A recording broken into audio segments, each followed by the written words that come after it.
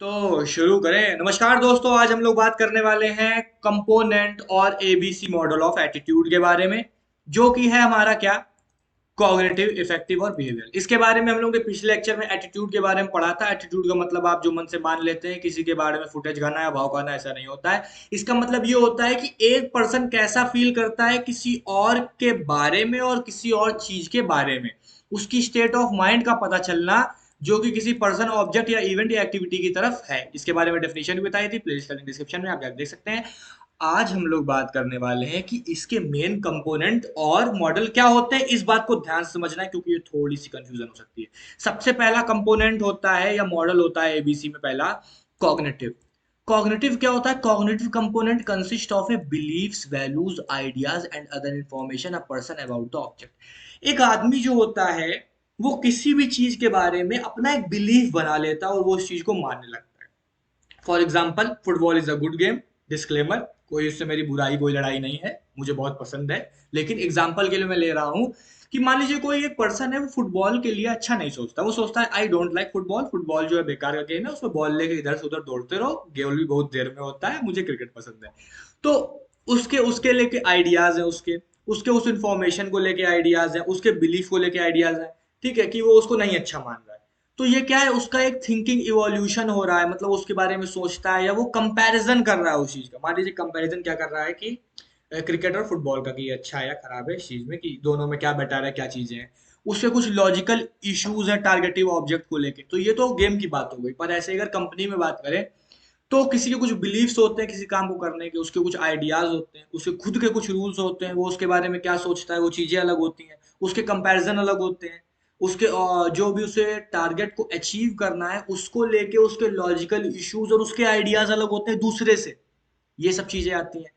तो ये सब चीजें जो होती है, वो क्या कर देती है कि स्ट्रांग बिलीफ फॉर्म कर देती है। मतलब हमारे मन में दृढ़ निश्चयता आ जाती है। दृढ़ निश्चयता क्या होती है? हम सोचने ही लगते हैं। फॉर एग्जाम्पल, फुटबॉल का मैंने एग्जाम्पल लिया कि मैं सोचने ही लगा हूं कि football is not a good game. तो अब इस बात का कोई भी फर्क नहीं पड़ता है। क्या फर्क नहीं पड़ता है इस इंफॉर्मेशन का, कि वो इंफॉर्मेशन करेक्ट है या इनकरेक्ट है। मान लीजिए कोई इंफॉर्मेशन आपके बारे में बताया जा रहा है, वो करेक्ट है या इनकरेक्ट है, फुटबॉल अच्छा गेम है या नहीं, इसका कोई फर्क ही नहीं पड़ता है। क्योंकि एक आदमी ने अपने एटीट्यूड से इंडिविजुअली उस चीज को मान लिया है। जैसे हम लोग कई बार किसी चीज को मान लेते हैं, तो फिर हम उस पर ट्रस्ट नहीं करते हैं, चाहे कुछ भी हो जाए, चाहे वो कितना भी अच्छा हो जाए। ये वही वाली बात हो गई कि ऑनलाइन फूड ऑर्डर किया, उससे कॉकरोच निकल आया, फिर चाहे जो हो जाए, चाहे जितना अच्छा फूड आ जाए, अब मंगा नहीं सकते भाई साहब। मेरे साथ हो चुका। ठीक है। तो आपके अंदर अब बिलीफ आ चुका है स्ट्रॉन्ग, कि अब आप उस चीज को नहीं मानेंगे। तो इस केस में ऐसा हो जाता है। दूसरा होता है इमोशनल और इफेक्टिव कंपोनेंट। ये इसी के बाद का स्टेप है। अभी तक तो हमारा स्ट्रॉन्ग बिलीफ बना था, लेकिन अब क्या है, हम उस पर्सन के बारे में, मतलब कोई जो पर्सन है, उसकी फीलिंग निगेटिव और पॉजिटिव हो जाती है उसके मद्देनजर।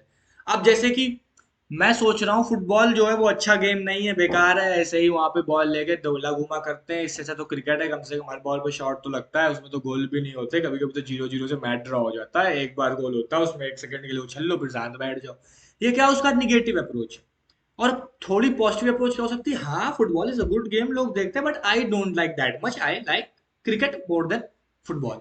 यहाँ पे क्या होगा, थोड़ी पॉजिटिव अप्रोच है, पूरी पॉजिटिव अप्रोच है। हाँ, दोनों गेम बराबर है, बट मैं कंसीडर नहीं करता हूँ फुटबॉल को, मैं क्रिकेट को कंसीडर करता हूँ। ये क्या है कि इमोशनल लेवल है। एक इफेक्टिव कंपोनेंट है एक पर्सन का, कि वो किसी भी चीज के बारे में निगेटिव सोच रहा है या पॉजिटिव सोच रहा है। ऐसा ही कंपनी के अंदर होता है, किसी भी चीज को लेकर डिबेट हो रही है, किसी भी टॉपिक को लेकर डिबेट हो रही है, तो वो पॉजिटिव सोचता है या निगेटिव सोचता है।